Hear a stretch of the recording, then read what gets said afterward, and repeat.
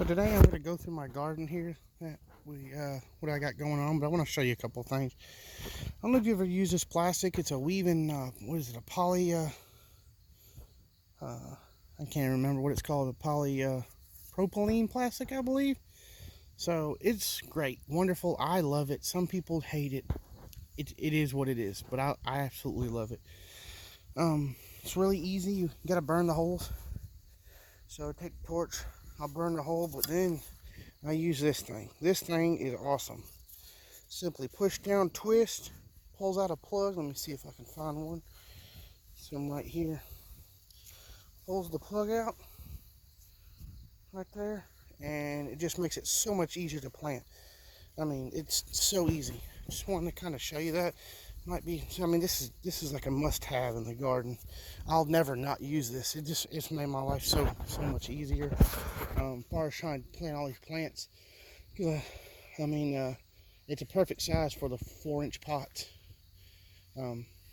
It does decent for the squares. You know, around a square peg, round hole, it works. A little force, but so right now what I'm fixing to do is I'm fixing to plant my marigolds in between my tomato plants, and then I'll do a go over kind of what I've got planted in this garden. All right, so today I want to do a walkthrough on my garden, what I've got going on here.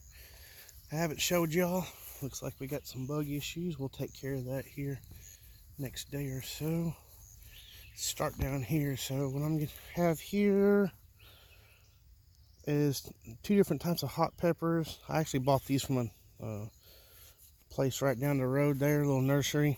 I think one is the ghost pepper, one is the scorpion pepper, I believe.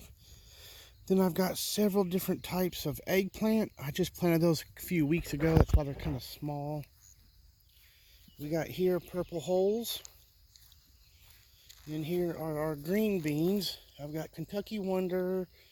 Forgot what the other brand is. Then I got the rattlesnake. And then I bought a Chinese long bean I bought from the same place. So we got them going here. We got our yellow crooked neck squash. The ones on the end were supposed to be zucchini, but they have squash on them. So I got to call my seed manufacturer or seed company and see what happened there. And we've got peppers. I put the peppers a little too close. I should have put them further to this end of that line, but because they are really close to that squash, I'll end up taking about first 2 foot of the leaves off the bottom, because you can see I'm growing them vertically. I will probably never grow squash on the ground again. This has been amazing. It's a little bit of a pain to get them to go up that, but once they do, it's so easy, and it's easier to maintain and check for pests, which I just got done doing. The other day I found one that had eggs on it. Let's see, I think it's this one here. You can see the holes in the leaves where I squished the, yeah, you can kind of still see some of the eggs I squished. Oh, sorry. But they're all squished. I actually found the bug first, the squash bug, and found the eggs. Then we got okra here. And then we got our tomatoes. I've got several varieties of tomatoes. Let's see what we got here. These are the Muscovich, I believe they call them. On the big poles. And then I've got one Muscovich and one Roma. Thinking about seeing if I can do a hybrid off of that, kind of see what kind of it makes. And then I've got a Roma. These Romas come from Italy. My family brought them over several years ago. Sorry, these are a little shorter. That one's growing really slow, but I just put that one in not long ago. We got cherry tomatoes, and then this is a indigo, I believe, tomato. It's kind of a purplish, blackish tomato. This thing's like $5 for just a few seeds. So my main thing with this one is getting some seeds. But let's see, peppers. I've got the Jupiter pepper and the Eco pepper. That's what I got planted here, Jupiters. And then the Ica are over here. There's a couple of Jupiters there. That's pretty much what I got going on now. Let's see, got my corn planted here. Some more squash, which I believe was supposed to be zucchini, but it looks like it's squash. We'll find out. And then those rows over there are some corn, different types of sweet corn. We got cucumbers, which is producing. The rest of these plants I started by seed myself. These are a market cucumber, I believe. They're really, really good looking cucumbers. They look like the ones you get from the store, not the traditional ones you grow in the garden. This is just some broccoli I bought. As you can tell, I already let it go. It's pretty much just going to seed there. But if you notice, oh look, we've got some pests. And this actually happened within the last day or so. They've devoured. I've been checking these plants every day, but we had a big rain. I'm just now getting out here and they're already devouring it. Not a big problem because we're not really eating any of this. I mean, so, but and then we did some sweet sugar snap peas. We've been eating these. These things are all amazing. Right now I got them going to seed. But, I mean, might have a few left that I can, munch on. But that's what we got going on. Like I said, so I got some more at the house. I might have to go over and show those to you. I've got some potatoes. Oh wait, let me show you the sweet potatoes. Hold on. So last year I did the sweet potatoes in this bucket, and they actually did really well. So you can see now. I actually pulled one of the boxes up. These boxes are all sagging. You can tell it's sagging. They've been about 3 or 4 years. But we got some garlic. This actually did really good. I probably got 30 or 40 sweet potatoes. They weren't big, but it was a lot of them. I'm gonna let them go a little longer.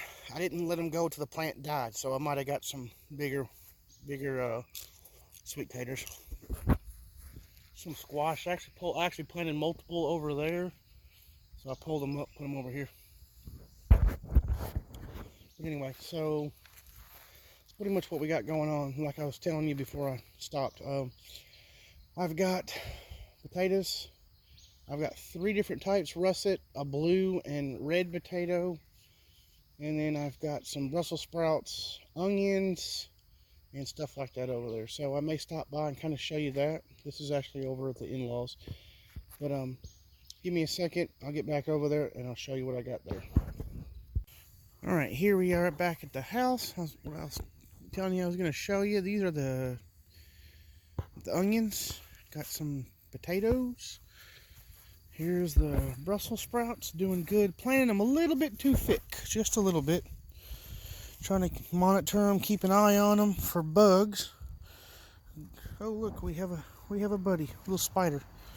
He can stay in there.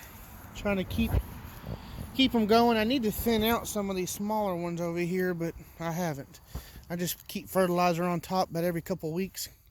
This is a self-draining bed. As you can see, it's a piece of corrugated steel at the bottom. Another potato plant. This one's actually a mixture of 2 different potato plants. Some reds and some, I think the purple or blue potatoes. You can kind of tell by the veins of the potato plants in the top. See how it's got that purple on top? And some of them don't, a little bit different color. And then over here, we've got the carrots. These are actually 2-year-old carrots. I'm getting seeds from these. And then we've got herbs. We got our dill, mammoth dill, fennel, lemon balm. We got some oregano and parsley. All right, sorry about that. Kids needed me to do something for them. Anyway, so that was the parsley over here, right there, parsley.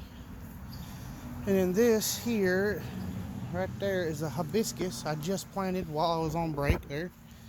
And then what also I did was wife wanted some cherry tomatoes. So, a couple cherry tomatoes. We've got rosemary. This is the garlic chive. This is a sage, and then we planted a basil this year. This sage is about 4 or 5 years old. While I was on break too, planted a couple of the Eco peppers, some more potatoes. I think those are russet potatoes, I believe. They could be the reds. And then potatoes, little baby lime tree here. This thing makes some little bitty limes. Raspberry bush, banana tree. These are actually 2-year-old jalapeno plants. They're starting to produce again, as you can see there. I kept them in the greenhouse over the winter.